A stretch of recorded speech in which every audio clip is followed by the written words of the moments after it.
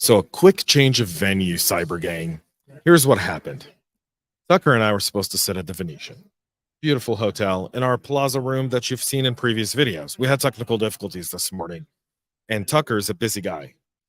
That's mostly true. Yeah. Mostly true. And so we last minute scrambled. The Black Hat Media team was just unbelievable in their response. And here we are in the Black Hat Media room, which kind of scares me because I'm connected to the internet at Black Hat. Be a lot of people listening. Well, I mean, that'll increase the download numbers, That's right? true. So I'll take Want that. them to listen anyways. I want him to listen to him anyways. So everyone, welcome Tucker Callaway. He's the CEO of Mezmo, one of our partners here at Black Hat. You guys do some really interesting work because Mezmo started as lock management, right? Yeah, we did. Yeah. So how'd you guys grow into doing what you do today? It's data observation and availability and so forth. That's an interesting story. It really, since 2016, 17, we were a log management company, and Right. we kind of struggled, like our customers struggle with the cost of log data. And we were struggling alongside them, trying to provide services and trying to partner with them to help them manage those costs, but still have the visibility and the coverage of their systems that they needed. And so as we engaged in that, we kind of came to a point that like basically realizing that the equation just doesn't work anymore. Like the way of doing things before doesn't work. You can't find cheap enough storage facilities to actually deliver the service, the visibility, the coverage that a customer needs. And it actually spans both the cybersecurity as well as observability disciplines. So we took a different path. We decided to take a different path. We decided to disrupt ourselves and to find a new and better way for customers to manage their data, specifically their telemetry data. So what'd you guys come up with? What was kind of the disruption that disrupted Mezmo, but also I think disrupted a little bit of the industry and this whole idea of like log management and all that good stuff? Yeah, I think we're in the early days. So our focus became the telemetry pipeline. And I think we're in the early days of the disruption and the opportunity that presents for customers. So what always made our log management different and better was the pipeline we built on the front end that allowed us to parse, normalize, help people make sense of the data, but also reduce the data. So we realized that was actually the strategic control point for people controlling their data cost and getting new insights out of that data. So when I think of data as a practitioner, right, I think of the amount of data. There's not. It's very hard. Let me say for me as James, right? I don't want to speak on behalf of every single person who practices cyber. Right. Yeah. But sometimes I want to keep all the data. Yep. Because I want all that data and I want to keep it for a long time because I know, for example, like the UK Election Commission just recently found out that I discovered a breach in October of 2022, but really it started in August of 2021. If you're only keeping 90 days worth of data, you've really kind of blinded yourself there. Right? Absolutely. How do you find that balance? How did you guys find that balance of kind of keeping data, yet understanding what data is worth keeping and what data isn't? I think the key to us is, so just to take a step back from that, the nature of telemetry data is just different than other data. Right.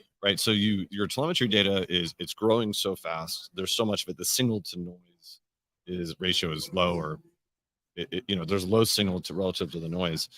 And so there's a temptation to, and rightfully, to go store that in the cheapest storage facility you possibly can, right? To put it in block storage wherever you can put it. That's affordable and allows you to retain it.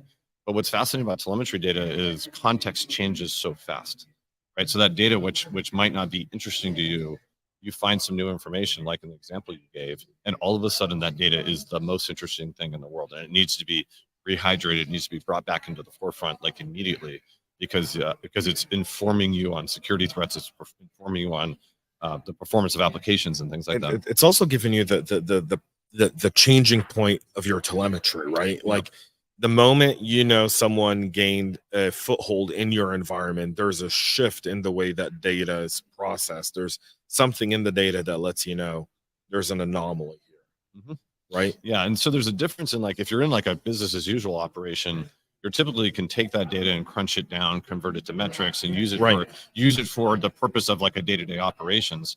But you still have to have the full fidelity data in the case of like threat hunting and things like that. You have to be able to pull that back in, and so managing that data lifecycle is not an easy task. Yeah, it also creates a mess, right? Because a lot of people will put that data in the data lake somewhere. That's right. Right. Yep. And you put it in the data lake, but then the amount of computing that it takes to go parse that data is very, very expensive. I think that's the challenge for so many is, okay, I'll stick it all into data lake. I hear that so often, right? We're at dinner with a bunch of practitioners and we'll hear, yeah, we've got these data lakes that we're using, but then the computing power there is very, very challenging. How do you see kind of solving that? What do you kind of see? Well, here's how I see that. There's a pretty natural evolution that's happening, that's coming with this disruption of cloud computing and microservices and this massive generation of data. The old way of doing it was you essentially had a dedicated agent and destination model where an agent generated information, it sent it to a destination. That destination had both storage and analytics on it, and that's kind of how the world was. Right. And then as the data grew, the data became more relevant, there became this imperative that these enterprises need to own their data. They can't just put it in a vendor data store. They have to actually own it and control it. That helped with the cost problem, but that creates other complexities with it, right? Which I like to refer to as kind of the data lifecycle management of it. If you're just dumping it all in one location, the making sense of that data, it can be very challenging, right? So you need to be able to format and condition the data and put the right information in the right place, but still have access to pull it back in as needed. Then the next problem that's really happening right now is, how do you trust the data, right? How do you know that you got all the data? How do you know that you didn't drop data? And so what we see at Mezmo is there's this huge convergence of the unique challenges of managing telemetry data that needs to be combined with data engineering principles and best practices. Like, how do I manage drift detection? How do I do data observability? How do I know that it's been delivered? How do I guarantee delivery? And then combining that with the persona, there's a changing persona as people like security, like DevSecOps and SREs and people like that need to manage this data more effectively. They have a very particular way of working. They do things as code, they do things at hyperscale. So we're really combining all three of those pillars, if you will, into a solution that allows customers to take control of and manage their data more effectively. And that's kind of the new direction for Mezmo. That's the new direction for Mezmo. Yeah, that's what we learned through all our years of managing, a large data lake. We were essentially managing a large data lake of our own on behalf of our customers to provide log management services. But we realized that model is just that dedicated agent to destination model. The idea of one storage facility to kind of rule them all, like that doesn't work anymore. A more elegant approach is required. You bring up something that I think is one of my main concerns, right? Mm-hmm. I always say what we see on the geopolitical battlefield will end up in our corporations at some point. Yeah. Right. One of the things I keep talking, one of the things that I don't want to say keeps me up at night, it doesn't yet, but it will at some point, is wiper malware. Sorry, say it again. Wiper malware. Okay.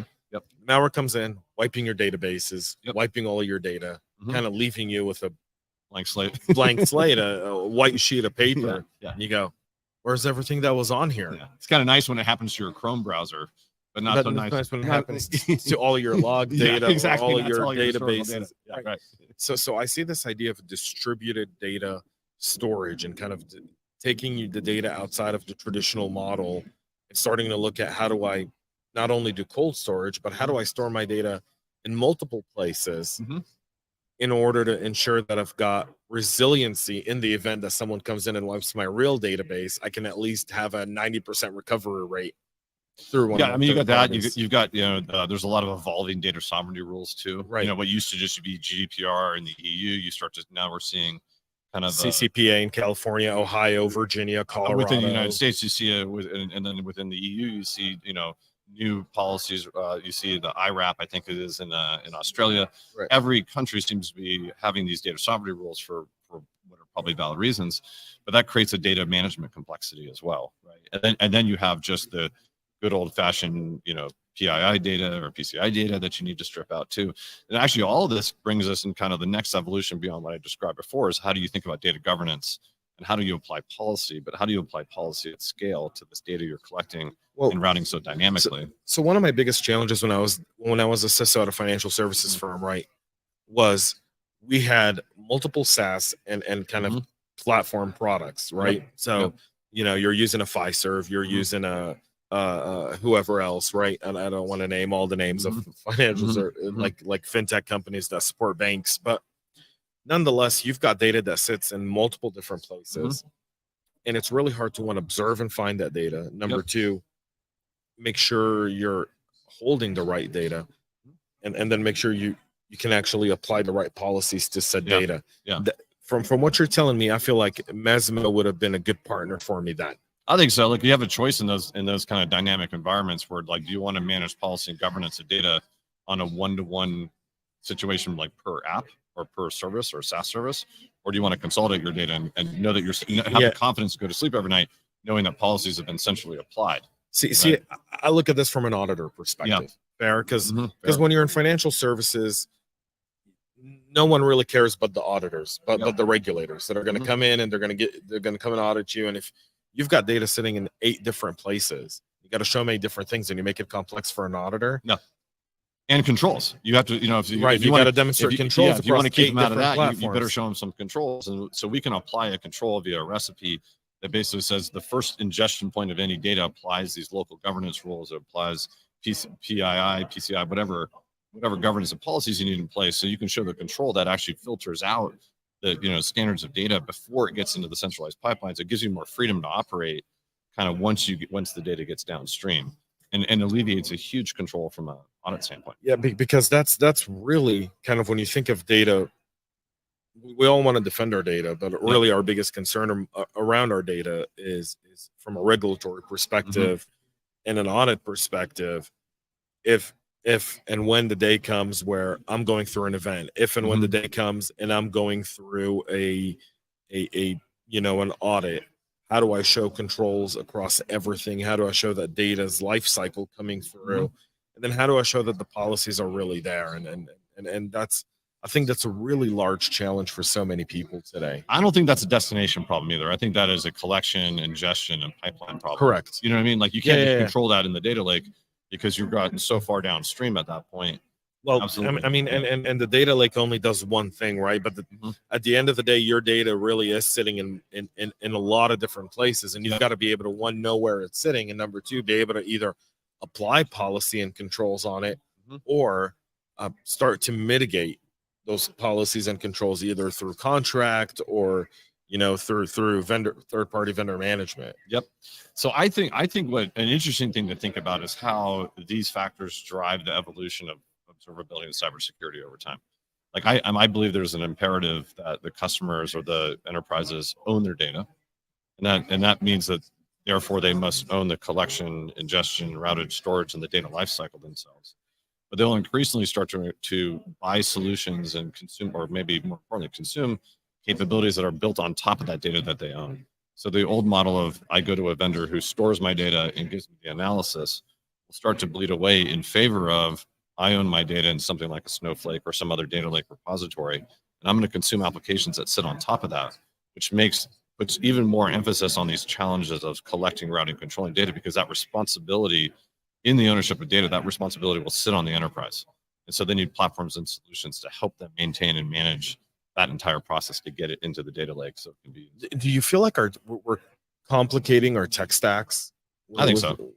Yeah. Like, I'm a firm believer in automation, right? Everyone who's listening to the show now will tell you, I was one of the first that did passwordless. I was one of the first that did, automated my SIM and SOAR. Like, anytime I can automate, get it's not that I don't want humans interacting with it. I don't want humans doing assembly line work. Yeah, right. Yeah. I want smart people doing smart work, solving smart problems. And our tech stacks have become so complex that you can't, you got to get really smart people to solve it with really effective tools. So there's a kind of along that theme. I've got I read some paper on a theory of constraints. Yep. Right. So so you take it from a kind of an academic standpoint. If telemetry data is like fundamentally the foundation that supplies that's like the engine that drives all of cybersecurity, it's engine that drives all of observability, but you have a problem collecting, managing, storing, and trusting your data, you could make an argument that without solving the data problem, you can't solve any of the other problems. Right. Because you can't, if you're not able to store all your data because the cost is too high, you have observability gaps, you have cybersecurity gaps. And so I actually think that we'll find over the course of the next two to 3 years that people recognize that this data problem is the most strategic problem to solve in both observability and cybersecurity in a way that's cost effective for the customer. Because right now the cost of data in the cloud is eating them out of the cloud. That's just too expensive for them to store all the data. Well, not only is it too expensive, it's also harder to manage, right? Yeah. I mean, the bigger your databases get in the cloud, the harder it is to start managing it, because the workload, the computing workload, gets so much more and expensive. the harder it is to understand, and the harder it is to get the insights you're trying to get out of it too. So there's all this conditioning of data and treatment of data, and converting the data into more consumable chunks that has to happen as well, right? So I mean, you get it on all vectors, I think, is what we're saying here. Yeah, I mean, and we're not trying to be all doom and gloom, right? But this is a real challenge for so many practitioners. There's inherent challenges with the cloud model. And the solution I keep hearing from a lot of people is a multi-cloud model. And I feel like all you're doing is you're expanding your attack surface. You just added another layer of complexity. Yeah, you've added another layer of complexity. The idea is consolidation, right? It's either I'm a cloud provider shop A, and I've got some sort of on-prem management that helps me kind of articulate the stuff I need for that very moment. Do you kind of agree with an approach like that? I think the consolidation is important, but the way I'm looking at it evolving over, let's say, 3 to 5 year period is a little bit different than some think. I think a lot of people think that like cybersecurity and observability need to start to combine. They do. I mean, I think that's a little limiting though too, right? But because like then all of a sudden you have a vendor that's doing this monolithic thing, and you're, as a consumer, you're like kind of beholden to that thing that they provide. Right? So I'll tell you where I think you and I can respectfully disagree. For sure. Fair? Yeah. I think you can't defend what you can't see. No, we don't have to respectfully disagree on that. We can agree on that. And so any practitioner who's not worried about being able to see all the data you have, is playing shortstop with one arm. Yeah, no question about it. Yeah. Right. No question. And they're forced to drop it today, and that's not an acceptable solution for the future. No, and you can't say we're going to manage this risk, because you can't manage what you can't see. It's mind-boggling for me. It's frustrating. It almost makes me want to cry sometimes, because we can't, I think one of the challenges cybersecurity has as an industry, from a reputation perspective, is we have to be right 100% of the time. We have to fight a lot of internal and external battles, whether it be with legal and the different departments. We support our internal customers, and then our commitment to our shareholders, our commitment to our company's customers, whether they'd be consumers or businesses, right? And if we can't see our entire landscape, if we don't know where everything is, then we're handicapping ourselves from the very get-go. We're setting ourselves up for failure. Don't even just quit.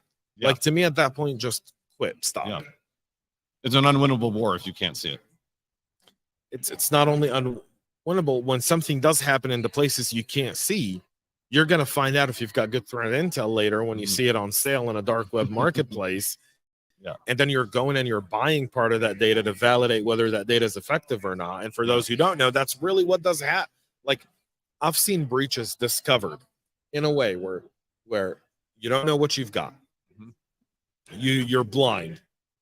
You've got a threat intel tool that's out there scanning for your bins or your company information or your domain names. Someone will put that out there, and your threat intel company will call you and say, do you want us to go ahead and buy a sample data to validate whether this is real or fake data? So you say, yeah, let's validate that this is real data. So we go ahead and validate real data. Now we've validated the real data. Right. Now you go, how did we get there? Right now, Yeah. not only are you drowning, you're swimming upstream. You look bad. There's no excuse on the planet. When people wonder why systems get fired after a breach, I just described it. That's why. Yeah. And it all comes from not having full visibility. Absolutely. Yeah. I mean, the number one thing I did in my new role, I've been in my new role for 7 months, right? Okay. Visibility. I want to know everything we've got. Yep. I want to know everything. Good, bad, ugly, happy, unhappy, good, not good. I want to know everything. And I got everything. It took me 5 months out of the 7 to get full visibility, because people didn't know where things were. So when you start asking probing questions, that becomes even a greater challenge. But then you have a moving target. You got it at a point in time, right? And then you've got a. How do you see that, though? How do you see that? I'm curious. I think you have to start from this. I think in today's age, with the way systems are designed, you have to start from this. You have to assume drift. You know, you have to assume change. You can't try to protect against change. Like you're trying to control something that can't be controlled in that state. You're trying to control a toddler. Yeah, so you have to so you don't try to control the toddler. You toddler proof your house. Yeah, right. Exactly. You go find all the different things, right? Sure, like, and so I think cover electrical outlets. Exactly. Put a gate by the stairs. Cushions on the corners and the whole thing. Yep. And so I think you have to think about your data management practices, which ultimately drives your observability and your cybersecurity practices. You have to think about it from the standpoint of like, this is going to change. I'm going to get new agents. I'm going to get new information. The formats are going to change. The vendors in my system are going to change. The applications I support are going to change. The bad actors are going to change. They're going to get smarter and involved. And so like, you have to like you necessarily have to design for a changing environment. Yeah, you bring up something really, really interesting here. It's almost like you've got to be able to have visibility, but you've also got to be able to have visibility into the changes that are being made, even if you're not aware of it, even if it doesn't go through traditional change management or specific things. Do you feel like that's something on the roadmap for Mezmo to be a partner with? When I talk about data engineering principles, like from the general data space and applying them to telemetry data, general data space has been addressing these challenges for an extended period of time. That just hasn't been applied effectively to telemetry data. And there's a different changing nature of this type of data we're talking about today. But I think absolutely we have to design for data change management. We have to design for drift. We have to design to help people profile and understand and discover changes in their data over time. And it's not just our ability to process and parse and normalize. It's all that stuff is important, but it's not the thing that will really solve the problem for the industry. What will solve the problem for the industry is really taking these data engineering best practices and applying it to telemetry data in a way that you feel like we think less about just the outcome of what our capabilities provide, but more the trust, right? Like can you put this in place and trust and know in your heart that this will change, and know that you've got systems in place that will help you manage that change on an ongoing basis. That's like the whole grail. See, I like that approach, Timmy, which is, kind of understanding that whole life cycle of data. And I think a lot of security practitioners have a hard time understanding the life cycle of data. Yeah, right. Yeah, you feel a lot. It's very tempting to feel like we just have to stop the change, but you can't stop the change because that's the business. Well, not only can you not stop the change, but you also have to understand the path that the data takes, whether it be internal or external. And again, I mean, this goes to why you're at Black Hat, why I'm here, right?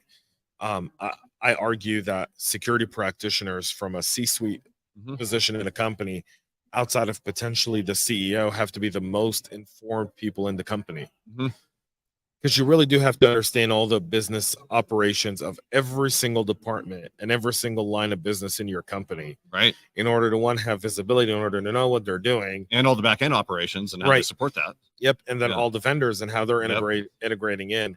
I don't think there's a role that requires so much than the role of a chief security officer in a company, right? Like you've got to know so much. You've got to know so much, because if you don't, then you could be making bad decisions. Do you think it's a knowable amount of information? No, I think that's why you hire smart people. Yeah. Right. Yeah. Like I don't think there's one single CISA who can say I know everything, and if they do, they're full of shit. Right. Yeah. Right. Yeah. Like I'm a firm believer in the fact that I hire people that are way smarter than me, and I do the Steve Jobs model. Hire smart people and get out of their way. Yep. Let them go out, let them kind of bring you solutions, identify how to manage those people, teach yourself how to ask them the right questions. And then look at security the way you would look at a business in a holistic approach. So how do I become a business enabler? Is my team pushing for business enablement, or are they pushing for shutting down business? And how are they doing it? Right. And how are they communicating security across the company? And how are how's my data governance security analyst talking to all the data engineers and data scientists in the company? Right. What's that conversation look like? Are you sitting in on those conversations? Are you understanding really what the goal is for the data scientist? And then how do we facilitate it? A lot of times we focus on, they got to log in through a VM and a VPN, and that's where we call it a day. And we go, well, the VM wipes all the data after they're done. And you're like, a VM is still a machine, virtual or not. Data can still be downloaded. Yep. Sessions can still be hijacked. Mm-hmm. People can forget to log out. Yep. And you close down the window of opportunity, but you didn't close down the opportunity. Correct. Yep. And so I feel like that's I mean, you're asking me such a good question, because it really is the classic one for I think so many, right? It's what when I think about our hand in that game, Mezmo's hand in that game, I really think about how do we support our partners from a standpoint of, like, back to what I said, like acknowledging that that the data layer, you have so many other things to worry about, that at the data layer we acknowledge that change is constant, that the change can't be stopped. And so we have to build systems that help you sleep at night to know that, like, we're there managing the change, so that when you see data to make these decisions, you can trust it. Yeah, I think if you look at it from a CISO perspective, there's a lot of great CISO mind maps out there. Mm-hmm. You know, Rafiq Rahman did a great one, the CISO mind map 2.0. I've kind of taken it and I've actually consolidated it, because this is really, really big. I don't know if you've seen it. I haven't. I'll send it to you after the podcast. Yeah, you should great. definitely see it. Yeah. And I think he's sure here at Black Hat. It's very, very daunting. But I broke it down into applying it to different lines of business, right? Mm-hmm. So when I think of a CISO, you know, your first thing that you need to understand is, how does your company make money? Mm-hmm. Where does your company lose money? Mm-hmm. And then what can you do to either support the company continue making money, mm-hmm. or stopping the company from losing money if you can? Yep. And I'm not talking about someone spending an enormous amount of money on stupid stuff that you can't control that as a CISO, but are we bleeding money through computing costs, through bad infrastructure, through bad architecture, through you know, really old equipment that we're still maintaining, etc., like all those different things. And once you understand what the business does, then understanding the core components of that business, and you really kind of have to peel it like an onion, layer by layer. And you know, there's the kind of classic kind of thing of, all right, let me peel out the outside of the skin. What's the outside skin of the onion? Is how do we make money? How do we lose money? All right, now layer one, what makes the onion? And then as you go through, you finally understand what that seed is, that critical asset is that you really got to hone in on. Because once you understand all the different moving bits and pieces of the company, and IT and DevOps and app development and finance and operations and sales and marketing and all these different moving bits and pieces, data. I mean, every company today has a chief data officer.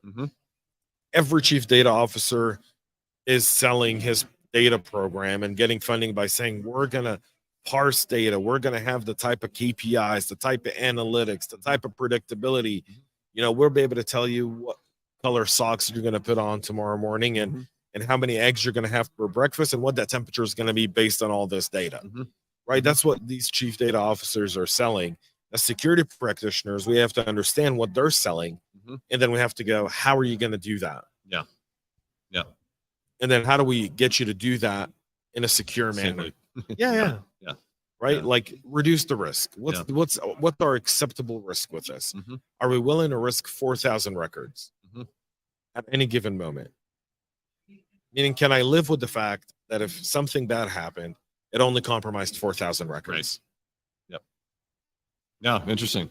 Right? Like that's my approach as a practitioner, right? And I think that's where you're controlling down risk. You're constantly controlling down risk. I'm constantly trying to control risk, and I'm constantly trying to think of it as a way as, well, what's an acceptable amount of data loss that the board and the executive team, my insurance provider and regulator, aren't going to really go, yeah, you have a problem, right? Because you're going to leak data. You're going to have data drifts, as you call them, right? The data is going to go some places, and there's going to be a moment in time where someone misconfigures an S3, someone misconfigures a SQL database or a data lake, and there's going to be records that are going to be there that someone's going to have access to. My question is, the thing I look at it is, how do I make that an acceptable loss? Right. How do you control the slices of exposure? Right. Yeah. Like, if I compromise first name, last name, email addresses, am I worried about that? Yeah. Would you be worried? Not as much as some other things. Not as much as a credit card number. Yeah. Or socials. Yeah. Right. Or potentially account information or healthcare information. Well, it's kind of interesting you put it that way, though, too, because when we think about that, we think about, when I talk about like policy and governance, like if you think about a data pipeline, or specifically for telemetry data, kind of isolating. It's almost like the different, security tiers or something that exists in an organization. Like as you move further down the pipeline, you filtered out more and more of the sensitive data. And so you can be a little more free and forgiving in the access, because like what you stand to lose becomes far less. Right. Like Minimize the loss. Yeah, you minimize the loss. If you're all the way downstream and all you're looking at is metadata, everyone can run with scissors, and you don't have to be as worried about protecting that data. Yeah. But in that initial ingestion, that's when all the good stuff's there. Are you a big football guy, Tucker? A little bit. Yeah. So I look at it as we gave out an interception on our 30-yard line, and our defense forced a field goal. Yeah. I'm happy. That's right. Yeah. Yeah. You controlled Right. the loss. Yeah. I controlled the loss. Yeah. They got 3 points on the board instead of 7. Yep. Right. My defense didn't get worn down. Right. It was probably 6 plays, and they pulled out, Yep. got the ball back. Yeah. And I still have a shot to go back and win this. Right. Or regain a lead, or increase my lead and not let them back into the game. And so that's the way I look at it. I really manage it very similar to, I know that I'm going to have interceptions and fumbles, and I'm going to turn the ball over. The question is, how do I control that turnover and minimize its impact? Bad things are going to happen. We can't stop that. Always. Yeah. Life lesson, right? It's a life lesson, but I think more importantly, Tucker, it's a lesson in the work we do. And by the way, I think it's really critical. You talk about data, being able to observe data. It's no different than a defensive coordinator sitting at the very top of the game, watching. When you watch the game from a booth, from a coach's booth. Yeah, it's very different. Yeah. Right. Yeah. Like, there's that armchair quarterbacking, and in security, by the way, it's very, very common. When you're on the field, you can't see anything. All you can see is what's right in front of you. When you're in the trench, when I was deployed, right. We always used to say the Air Force has the best view.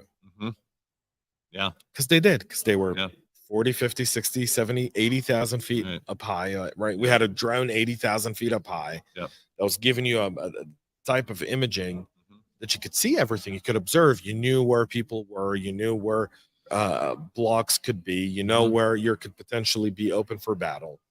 Very different from you think of like war 70, 80 years ago. Right. Where you didn't have that. Yeah. You only observed what your plane could observe, or what you knew at the battlefield. What you knew at the battlefield. Yeah. Yeah. We live in a different world. Yeah. Very different dynamics. Good analogy. I know we're almost out of time. I think we are out of time, because you have a hard stop now. So Tucker, thanks for coming on. Thanks for having me. It was awesome. It's a real pleasure. How can people hear more about Mezmo? Yeah, go to Mezmo.com. Mezmo. Mezmo. We've got a trial of our pipeline up there that you can go check out for yourselves, and give us a call. And follow Tucker on LinkedIn, by the way. Yeah. Go check it out. And all of that will be on the show notes. So go check that out. James Azar, Tucker Callaway here at the Cyber Hub Podcast at Black Hat. Thank y'all for watching. Thank y'all for tuning in.